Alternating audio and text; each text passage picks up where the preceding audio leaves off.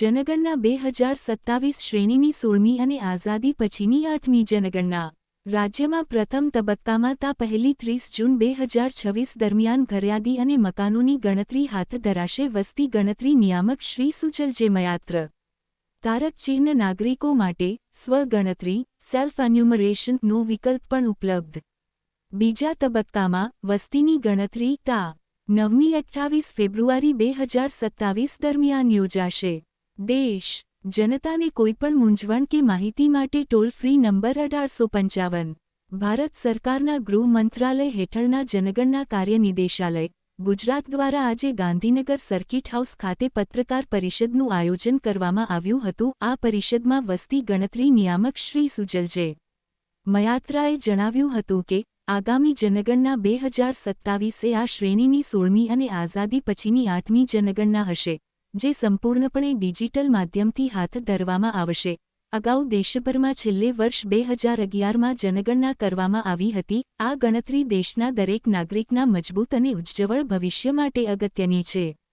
નિયામક શ્રી મયાત્રાએ વધુ વિગતો આપતા કહ્યું હતું કે જનગણનાથી જનકલ્યાણ ના મંત્ર સાથે યોજાનાર જનગણનાની કામગીરી મુખ્યત્વે 2 તબક્કામાં વહેંચવામાં આવી છે. પ્રથમ તબક્કામાં ઘરયાદી અને મકાનોની ગણતરી HLO ગુજરાતમાં તા 1 જૂન 2026મી 30 જૂન 2026 દરમિયાન હાથ ધરવામાં આવશે.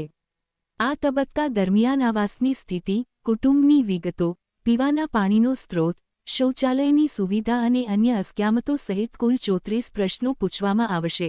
બીજા તબક્કામાં વસ્તીની ગણતરી તા 9 ફેબ્રુઆરીથી 28 ફેબ્રુઆરી 2027 દરમિયાન કરવામાં આવશે. આ બીજા તબક્કા દરમિયાન જ જાતિ ગણતરીની કામગીરી પણ પૂર્ણ કરવામાં આવશે. કેન્દ્ર સરકાર દ્વારા આ ભગીરથ કાર્ય માટે રૂ. 11,718.24 કરોડના ખર્ચને મંજૂરી આપી છે.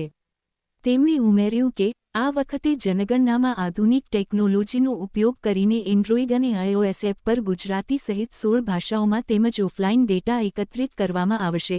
નાગરિકો માટે સ્વગણતરી સેલ્ફ એન્યુમરેશન નો વિકલ્પ પણ ઉપલબ્ધ રહેશે, જેમાં ઉત્તરદાતાઓ તા 17 મેથી 31 મે 2026 દરમિયાન અધિકૃત પોર્ટલ https://census.gov.in પર પોતાની વિગતો જાતે ભરી શકશે.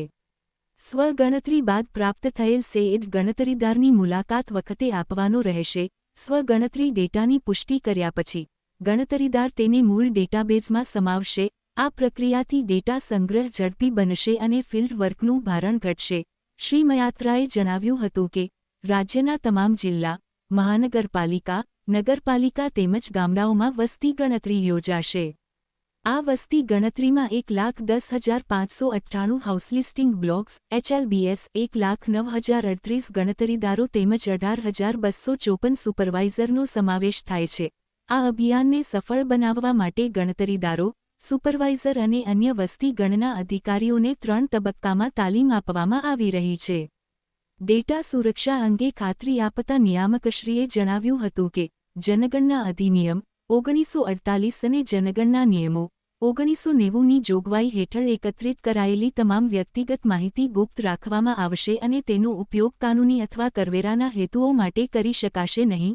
દરેક વ્યક્તિ સાચી અને સંપૂર્ણ માહિતી આપવા માટે કાયદેસર રીતે બંધાયેલ છે અને માહિતી આપવાનો ઇનકાર કરવા બદલ દંડની જોગવાઈ પણ છે.